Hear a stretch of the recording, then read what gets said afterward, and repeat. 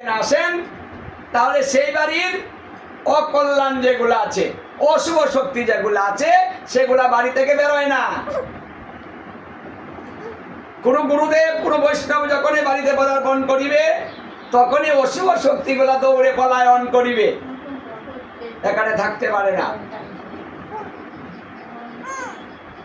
তাহলে যে কোনো সস্তা জিনিস, সস্তা কথা আপনি পারবেন না এমন তো কিছু নয়, পারবেন, ইচ্ছাটা কাজে লাগাতে হবে। আমাদের ইচ্ছাটাই হয় না,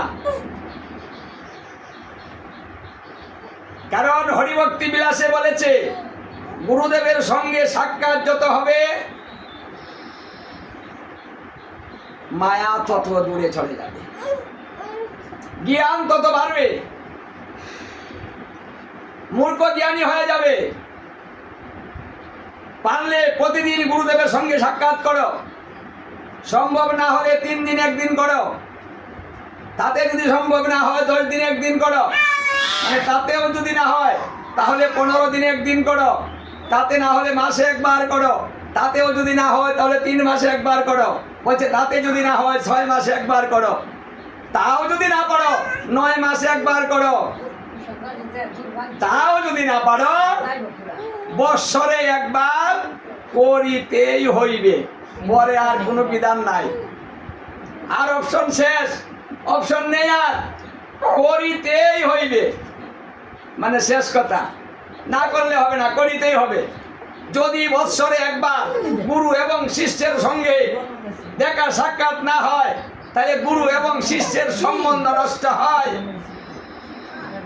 বিচার করে দেখুন, নিজে বিচার করুন, যারা গুরু ধরেছেন 50 বছর হয়ে গেছে, গল্প করছেন, কিন্তু গুরুর সাক্ষাৎ হচ্ছে না বেশি, মনে মনে ভেবে দেখুন তো কি শিখেছেন আপনি, জ্ঞান কতটুকু হয়েছে আপনার, মন্ত্রের অর্থ কোনটা বুঝেছেন?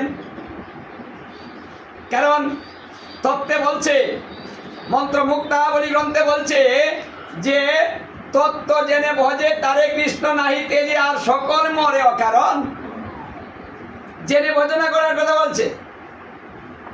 বীজ মন্ত্রের ভাব অর্থ, অর্থগুলা জেনে ভজন করতে বলছে। ভাব অর্থ দর্শন করে মন্ত্র জপ করিতে হইবে, ভাব অর্থ দর্শন করে, ভাবার্থ মানে ভাবের ঘরে আপনাকে মন্ত্র জপ করতে হবে। তারপরে ভাববেন কি, ভাবার বস্তুটা কি? যদি আপনি অক্ষরের তত্ত্ব না জানেন, অক্ষরের স্বরূপ না জানেন, তাহলে আপনি কি দর্শন করতে পারবেন? ঠিক গো, জীবনে যেটা দেখেন নাই, যদি কেউ আপনাকে বলে যে দেখেন তো চক্ষু মুদ্রিত করে, ওটা দেখা যায় নাকি? জীবনে যাকে দেখেন নাই তার চেহারা কি আপনি দেখতে পারবেন? চক্ষু মুদ্রিত করলে পাবে, আসবে?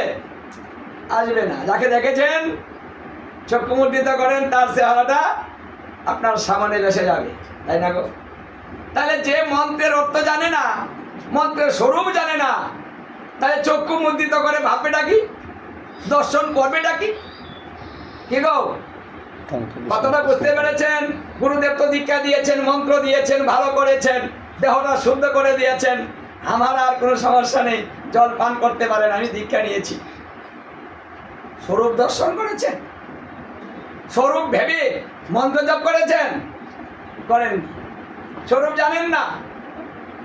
দেখুন বীজ মন্ত্রের প্রথম অক্ষরটার মধ্যে 5টা অলঙ্কার, এই 5টা অলঙ্কারে 5টা স্বরূপ আছে।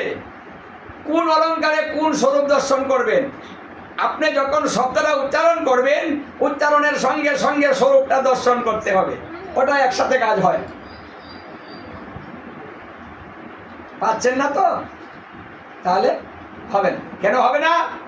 যখন স্বরূপ জানেন না, আপনি মন্ত্র জপ করবেন, দেখবেন সংসারের যত ঝামেলা চক্ষু মুদ্রিত করার সঙ্গে সঙ্গে সব ঝামেলা আপনার চোখের সামনে চলে এসেছে। তখন মন্ত্র জপ করতে বসতে ঘুমে ধরে,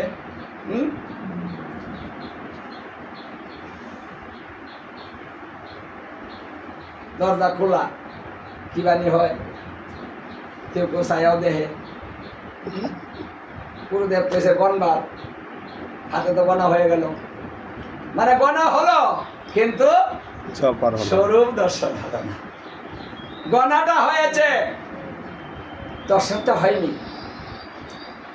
আপনি ভজনে ভাবিবেন যাহা, সিদ্ধ দেহে পাবেন তাহা, পক্কা পক্ষ করিয়া বিচার। বিচারটা হবে এখানে, মানে ভজনে ভাবিবেন যাহা, মানে ভাবেন বলে কি পেয়েছেন, যাহা ভাববেন তাহাই পাবেন।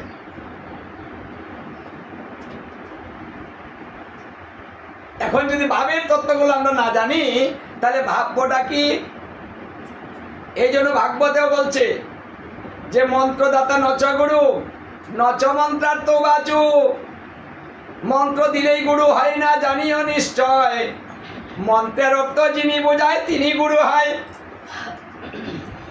যিনি অর্থ বুঝান তিনি গুরু হন। মন্ত্র দিলে গুরু হয় না যদি অর্থ বুঝাতে না পারেন। এখন আমাদের এই যে তত্ত্বগুলা, এই তত্ত্বগুলা কেউ শিখতে চায় না, দেখা দেখি দীক্ষা নেওয়া হয়, সবাই নিচ্ছে আমিও নিলাম। বাপ দাদা 14 গোষ্ঠী নিয়েছে, আমাকেও নিতে হবে, এটা গুরুঘর, ওটা আমি ছাড়বো না। মানে আমরা কিছু কুসংস্কার শিখেছি, তত্ত্ব শিখিনি, কিন্তু কুসংস্কারটাকে আগলিয়ে ধরে রেখেছি। তাও এই কুসংস্কারটা শুধু ধর্মের বেলায়, অন্য বেলায় মানি না। পূর্বপুরুষ কেউ মানে না, মানে শুধু ধর্মের বেলায়।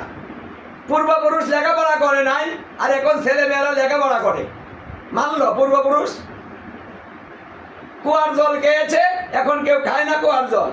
হ্যাঁ, আর্সেনিক মুক্ত টিউবওয়েল, হ্যাঁ, ওটা পূর্বপুরুষ করেছে? পারে নাই। পূর্বপুরুষ কোনোদিন মোবাইল চালিয়েছে, মোবাইল দেখেছে, ইন্টারনেট দেখেছে, ফেসবুক খুলেছে? খুলেনি।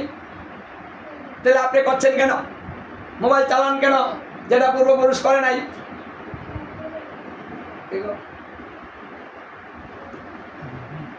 বিদেশ যাইতো পূর্বপুরুষ? যাইতো না। আর এখন ছেলে কেমনে বিদেশ পড়ানো যায় ব্যস্ত, পূর্বপুরুষের কথা কেউ ভাবেও না। অসুখ হইলে কবিরাজ ডাক্তার না যার হুক দিত। হ্যাঁ, কলেরা লেগে গেছে দেশে, কলেরার কবিরাজ আনতো, আই না যার হুক দিয়ে ভালো করতো। হ্যাঁ, সমানে মরছে, গ্রামের গ্রাম মহিলা সাপ হয়েছে, একটা হুইরে আইসা একটা লেগে গেছে, একটা হুইরে আইসা একটা লেগে গেছে, কলেরা লাগবে। হ্যাঁ, এখন কলেরা কই গেল? এখন তো কেউ মরে না কলেরা, কারণ এগুলা পূর্বপুরুষ করত। এখন তাহলে আপডেট হয়েছে, আমরা তখন আপডেট পেয়েছি সবকিছু।